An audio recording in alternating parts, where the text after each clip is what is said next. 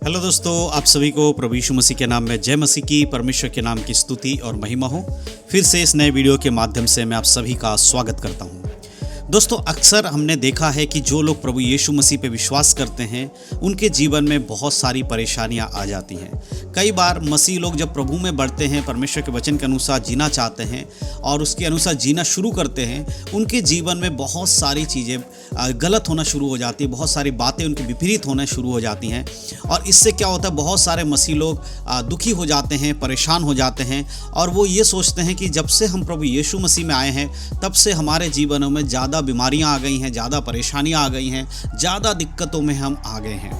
तो ऐसा क्यों होता है? कई बार लोग जब बीमारियों में पड़ते हैं तो वो परमेश्वर से प्रार्थना करते हुए प्रभु को ही दोष देना शुरू कर देते हैं।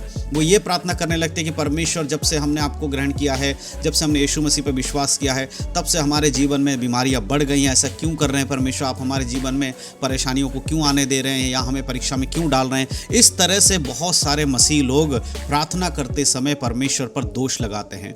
आज के इस वीडियो के माध्यम से मैं बाइबल के वचनों से आपको बताने वाला हूं, अगर आपके जीवन में बीमारी है, परेशानी है, दुख है, मुसीबत है, तो वो आखिर क्यों है, क्यों ऐसा होता है, ये सब चीज़ें आज के इस वीडियो में आपको बताने वाला हूं। और आपको पता चलेगा कि आपके जीवन में अगर कोई परेशानी और आप उसके लिए प्रार्थना कर रहे हैं, अभी तक आपको उसके प्रति चंगाई नहीं मिला, अगर कोई बीमारी है उससे अगर आपको चंगाई नहीं मिला है, तो आज के इस वीडियो को देखने के बाद आप एक अच्छा जवाब आपको मिल पाएगा और आप समझ पाएंगे बाइबल के अनुसार कि आपके साथ ऐसा क्यों हो रहा है। ये सबके साथ नहीं होता मेरे प्रियो, कुछ लोगों के साथ ही ऐसा होता है जो प्रभु यीशु मसीह पे सच्चाई के संग विश्वास करते हैं और उस पर चलने की कोशिश करते हैं। तो वीडियो को पूरा देखिएगा। अगर आपके जीवन में कोई परेशानी है, उससे आपको छुटकारा नहीं मिल रहा है, तो वो परेशानी आपके जीवन में क्यों है, वो सारी चीज़ें इस वीडियो के माध्यम से मैं आपको बताने वाला हूँ। तो वीडियो को शुरू से लेकर अंत तक जरूर देखिएगा। तो चलिए दोस्तों, ज़्यादा देर नहीं करते, आज के इस वीडियो को हम सब मिलकर शुरू करते हैं। दोस्तों, जैसे कि मैंने वीडियो की शुरुआत में आपको बताया कि आज मैं आपको बताने वाला हूं कि आपके जीवन में जब आप प्रभु यीशु मसीह पर विश्वास करते हैं तो परेशानियां बढ़ क्यों जाती हैं, क्यों आपके जीवन में मुसीबत आ जाती है और ऐसा क्यों होता है। क्या आपने जो गलती किया उसकी वजह से, क्या आपने कोई पाप कर दिया उसकी वजह से, या फिर ऐसे ही आपके जीवन में कुछ भी हो रहा है। तो मेरे प्रियो, मैं आपको एक बात बता देना चाहता हूँ। देखिए, हर एक परेशानी के पीछे ज़रूरी नहीं है कि शैतान का हाथ हो, या शैतान ही आपको बीमार कर रहा है, या शैतान ने ही आपको परीक्षा में डाला है, ये ज़रूरी नहीं है। कई बार हम बाइबल में ये देख पाते हैं कि कई बार परमेश्वर की इच्छा होती है कि आपके जीवन में प्रॉब्लम्स आएँ। परमेश्वर आपको उस प्रॉब्लम्स में जाने के लिए छोड़ देते ताकि आप उस प्रॉब्लम्स में जाएं। और क्यों ऐसा करते हैं? वो इसलिए नहीं कि आपको दुखी करे, आपको परेशान करे, आपको दर्द दे। नहीं मेरे प्रिय, इसका यह मतलब बिल्कुल भी नहीं है। कई बार परमेश्वर आपको उन परेशानियों में, उन बीमारियों में इसलिए जाने देते ताकि आप और प्रभु के नज़दीक आ सके और आपके जीवन से परमेश्वर को महिमा मिले, है ना। हम मनुष्य को परमेश्वर ने जब बनाया तो अपने ही महिमा के लिए बनाया, प्रभु के संगति में रहने के लिए बनाया। आज के समय में बहुत सारे लोग जो उद्धार पाए हुए लोग हैं, जब वो प्रभु में बढ़ते हैं तो उनके जीवन में बहुत सारी प्रॉब्लम्स आ जाती हैं। लेकिन इसका यह मतलब नहीं है कि हर बार प्रॉब्लम्स शैतान की वजह से आता है ना। बहुत बार लोग एक ही चीज़ को रट्टा मार के बैठे रहते हैं कि शैतान ने मेरे जीवन में ये किया, शैतान ने मेरे जीवन में वो किया। नहीं मेरे प्रियो, कई बार आपकी खुद की गलती की वजह से भी आपके जीवन में प्रॉब्लम्स आती हैं। कई बार बीमारियों का आना नॉर्मल होता है, मौसम की वजह से होता है, या कुछ खाने पीने की वजह से होता है, या हमारे शरीर जो पाप का शरीर है इसमें बीमारियां आएंगी। और कई बार ऐसा होता है कि परमेश्वर आपको उन सारी चीज़ों में जाने देते हैं। क्यों? क्योंकि परमेश्वर चाहते हैं कि आप उसमें से होकर चलें और प्रभु में और मजबूत बने। आज मैं बाइबल के वचन से कुछ बातें आपको बताना चाहता हूं ताकि आप समझ पाओ कि अगर आपके जीवन में कोई प्रॉब्लम है, कोई बीमारी है, कोई परेशानी है और उससे अगर आपको छुटकारा नहीं मिल रहा है तो क्या उसका कारण क्या है, उसको समझाने के लिए मैं आज इस वचन को पढ़ना चाहता हूं। हम पढ़ेंगे यूहन्ना की किताब, उसका 9 अध्याय और उसके कुछ वचनों को मैं आपके लिए पढ़ना चाहता हूँ, 1 से लेकर। आप देखिए यहाँ पर क्या लिखा है, जाते हुए उसने एक मनुष्य को देखा जो जन्म से अंधा था। उसके चेलों ने उससे पूछा, हे रब्बी, किसने पाप किया था कि वह अंधा जन्मा, इस मनुष्य ने या इसके माता पिता ने? यहाँ पर यीशु मसीह एक व्यक्ति को देख रहे हैं और वो व्यक्ति क्या है? वो अंधा है, जन्म से अंधा है। ऐसा नहीं कि बाद में वो अंधा हुआ, जन्म से ही अंधा पैदा हुआ है। तो यीशु मसीह के चेलों ने पूछा कि प्रभु, ये जो व्यक्ति अंधा है इसके पीछे किसका पाप है, किसने पाप किया? क्या इसने पाप किया है या फिर इसके माता पिता ने पाप किया है? अगर वो जन्म से अंधा है तो फिर उस व्यक्ति ने तो पाप नहीं किया होगा। तो फिर उसके माता पिता ने पाप किया होगा। इसको सोचते हुए उनके चेलों ने ऐसा सवाल पूछा। कई बार आपके जीवन में भी कुछ प्रॉब्लम्स आती होंगी तो आपको लगता होगा कि मैंने ऐसा कौन सा पाप कर दिया है या फिर मेरे माँ बाप ने ऐसा कौन सा पाप कर दिया है जिसकी वजह से मेरे ऊपर यह दंड आया है। तो यहाँ पर उनके चेलों ने भी यही सवाल यीशु मसीह से पूछा कि इसमें दोषी कौन है? क्या शैतान ने इसको अंधा पैदा किया है? क्या मनुष्य के पाप के कारण ये अंधा हुआ है? क्या इसके खुद का कोई पाप है? तो इसका खुद का तो कोई पाप हो नहीं सकता, क्योंकि ये तो जन्मा ही पाप अंधेपन में है।